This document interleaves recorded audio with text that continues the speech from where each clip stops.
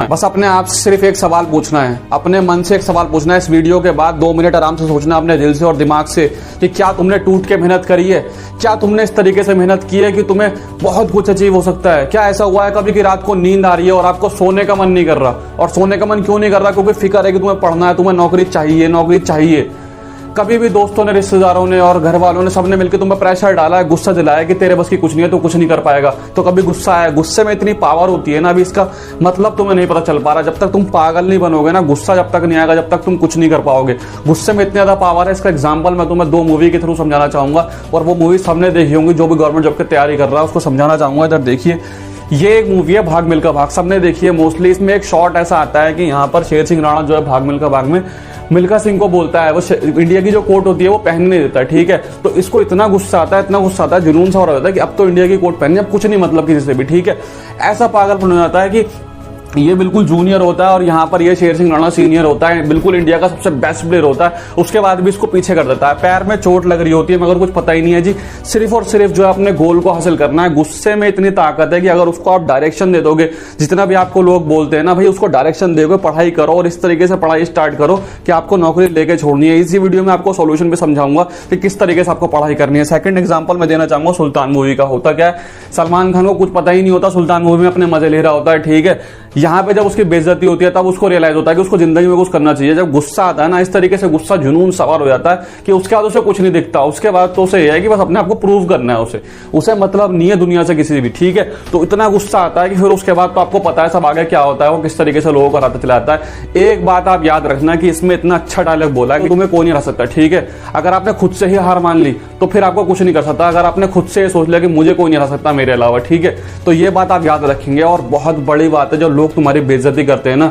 तो बेइज्जती भी कभी कभी जरूरी बन जाती है इज्जत कमाने के लिए, क्योंकि दुनिया ऐसी हो चुकी है ना, ठीक है। बहुत ज्यादा मेहनत करनी पड़ती है, बहुत ज्यादा तपना पड़ता है, उसके बाद जाके दुनिया झुकती है और कहीं जाके एक नौकरी मिलती है, ठीक है। क्योंकि जितने भी बड़े बड़े लोगों ने अपनी जिंदगी में कुछ अचीव किया ना, वो इतनी आसानी से अचीव नहीं करा। एक सवाल जो है मेन इंपॉर्टेंट सवाल, अगर इस चीज को आपने इंप्लीमेंट कर दिया अपनी जिंदगी में तो फिर कभी कोई दिक्कत नहीं होगी। आप खुद सोच के देखो कि अगर आप अपनी जिंदगी में सरकारी जॉब नहीं ले पाए, ठीक है, तो कभी सोचा है कि क्या करोगे?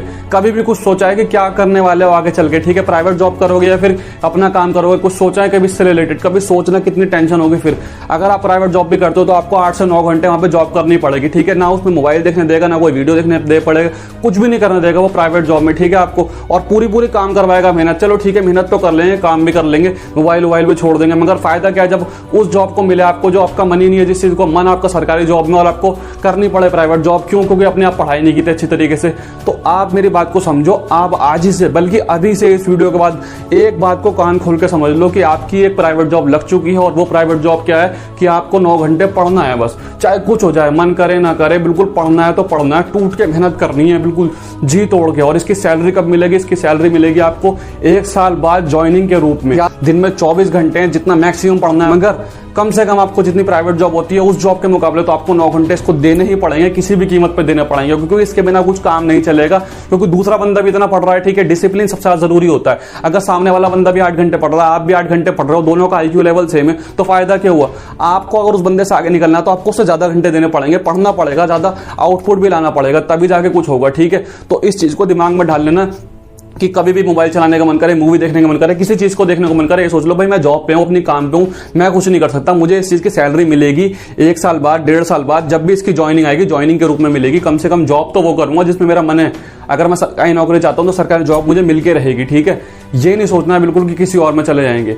अपना टाइम वेस्ट करना बंद कर दो, दूसरों की बातों को इग्नोर करना शुरू कर दो, ये बहुत बड़ी चीज है, ठीक है। और मेन मोटिव यही था कि बस आप लोग पढ़ाई करें और फोकस के साथ पढ़ाई करें, चाहे मन हो या ना हो। ये सब बेकार की बातें कि मन नहीं हो रहा, मैं नहीं पढ़ रहा, मन किसी का नहीं पड़ता। जिन बंदों ने टॉप मारा है, जिनकी जॉब लगी है, जिन्होंने सिलेक्शन लिया है, अगर किसी भी उस स्टूडेंट को उठा के देख लो और उससे बोलो कि भाई पढ़ना चाहोगे या फिर मूवी देखना चाहोगे, कोई भी पढ़ना नहीं चाहता, किसी का मन नहीं करता, मगर पढ़ना पड़ता है क्योंकि हमारी जरूरत है, हमें आगे बढ़ना है, हमें जॉब लेनी है, कॉम्पिटिशन इतना ज्यादा है। अगर हमें अपनी मन की जॉब करनी है तो फिर कुछ ना कुछ सैक्रिफाइस करना पड़ेगा, क्योंकि बिना सैक्रिफाइस के दुनिया में कुछ हासिल नहीं करता। अब लास्ट बस एक चीज और बतानी है आपको, अगर आप अपनी जुबान के पक्के हैं, अगर आप अपने वादे के पक्के हैं, अगर आप वादे से नहीं मुकरते, तो बस एक चीज कर लीजिए, लास्ट एक कसम खा लीजिए अपनी किताब पे हाथ रख के। बस आखिरी ये चीज है, एक कसम खा लीजिए कि बस अब मैं जब तक पढ़ता रहूंगा, बिल्कुल दिल लगा के मेहनत से पढ़ूंगा, लगन से पढ़ूंगा, जब तक मेरा जॉब क्वालिफाई नहीं होता, जब तक एग्जाम नहीं आ जाता, मैं कभी डिस्ट्रैक्ट नहीं होऊंगा, चाहे दुनिया कुछ भी कहती रहे मुझे, चाहे बेरोजगार कह ले, कुछ भी कह ले, मुझे कोई फर्क नहीं पड़ने वाला। मैं अपनी किताबों को नहीं छोड़ूंगा, क्योंकि मैं अपनी कसम नहीं तोड़ सकता।